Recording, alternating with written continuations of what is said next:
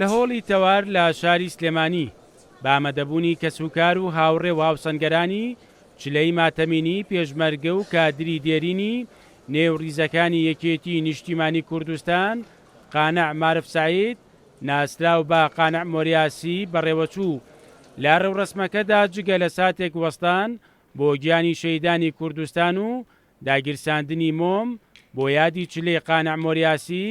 باس لە ڕۆڵ و کاریگەری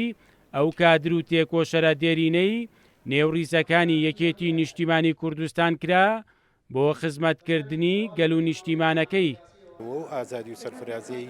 کە ئێستا ڕخساوە بۆ کۆمەڵانی خەڵکی کوردستان بەگشتی بەرهەمی خەباتی ئەو تێکۆشەرە قارەمانون و دێرینانەی یەکێتی نیشتیمانی کوردستانە کە هەموو گەنجێتی خۆیان هەموو خەبات و ماندووبوونی ئەوان بووە ئەوەی کەوا ئێمە ئەم بەرهەمەیتیا بەدەست بێنن و کاقانق هەر نەک هەرخۆی خانەوادەکەشی خێزانی و مناڵەکانیشی لەو سەردەمەدا بەشێک بوون لە خەبات و تێکۆشانی گەلەکە ئێمە لە ڕیزەکانی یەکێتی نیشتیمانی کوردستان جگە لە ئاوارە بوون و زیندانەکانی حزبی باسیشیان بینی کە ئەوەش بەشێکی تر بووە لە خەباتی خانەوادەکەی بەداخەوە کاگەرتانە ئەمنەوە مردنە و ڕێگای هەمومانە کادرێکی بەتوانە بوو کادرێک بوو چۆن بڵێ ئەوە لە پێشمەرگاتی بەشی عەسکەری دوای ئەوە ئەمە دیارە مەجموعەیەک خەڵک بوون چوونە ناوەندی سلێمانی مەکتەب کۆمەڵاتی لە ناوەندی سلێمانیش پیاوێک بوو زۆر تێکۆشەر بوو زۆر عەزی دەکرد یەکبوونی میلەتەکەمان کەسوکار و بنەماڵەی تێکۆشەر و پێشمەرگەی دێرین قانع مۆریاسی جگە لەو خەمەی هەیانە بۆ لە دەستدانی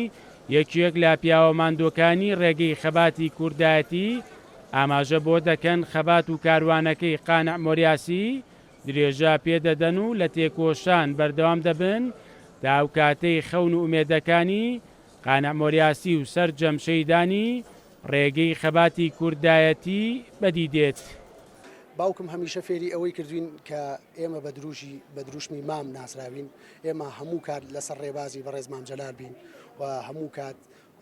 لە پێناوی خاک و گەل و نیشتیماندا قوربانی بین و خۆمان بە خزمەتکاری خاک و گەل بزانین هەروەک جەنابی مام جەلال ئەفەرمێت بە ڕەحمەت بن هەموو کات ئەوەی دووپات کردوێتەوە کە ئێمە نەک تەنها لە خەباتی شاخ و پێشمەرگایەتی ئەوەدا بەڵکو هەموو کات لە کاتی ئازادکردنی کوردستان و کاتی ئازادکردنی عێراقیشا هەموو کات ئەوەی دووپات کردوێتەوە کە ئێمە کوردین و وەکو کوردێک هەموو کات ئامادەین خوێنی خۆمان ببەخشین لە پێناوی هەستکردن بەوەی کە ئێمە جارێکتر بتوانین نەتەوە بین ئامادە بین هەموو کات گیانی خۆمان ببەخشین بۆ ئەوی دووبارە هەرێمی کوردستان و کوردستان ئازادی خۆی بەدەست بێنێ. باوکم هەموو کات هانی یاوین کات و سۆز بین بەرامبەر بە خاک و گەل بە تایبەتی یەکێتی نیشتیمانی کوردستان باوکم قسەیەکی هەیە کە هەموو جارێ لە بیرما ئەیوت کچم ئێمە خۆمان هەیە و یەکێتی نیشتیمانی کوردستان و لێرەوە ڕۆحی باوکم ئاسووداکەم و پێی ڕاگەێنم باوکێکیان ئێمە لە ڕێبازەکەی تۆ لانایەنی و بەردەوامە بین باوکێکیان ورەیەکی پۆڵاین بوو بۆ ئێمە یعنی ئەگەر بورەت بڕوخایە ئەو ورەی بەرزە کردیتەوە یعنی ئەو ئەخسیتە ژیانێکەوە کە ئەخستە واقعەکەەوە کە تۆ قەت نەڕوخەی هەر سەرکەوتوو بی. قانع مۆریاسی ساڵی 1956 لە گوندی مۆریاسی سەربەناوچەی شارباژێر لە پارێزگای سلێمانی لەدایک بووە و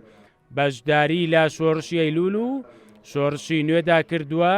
بە ڕابەرایەتی یەکێتی نیشتیمانی کوردستان لە ماوەی خەباتیدا چەندین ئەرک و بەرپرسیارەتی پێش پێردراوە و دوایین پلەی ئەندامی مەکتەبی کۆمەڵایەتی یەکێتی نیشتیمانی کوردستان بووە. ڕۆژی 13 ئایاری ئەم ساڵ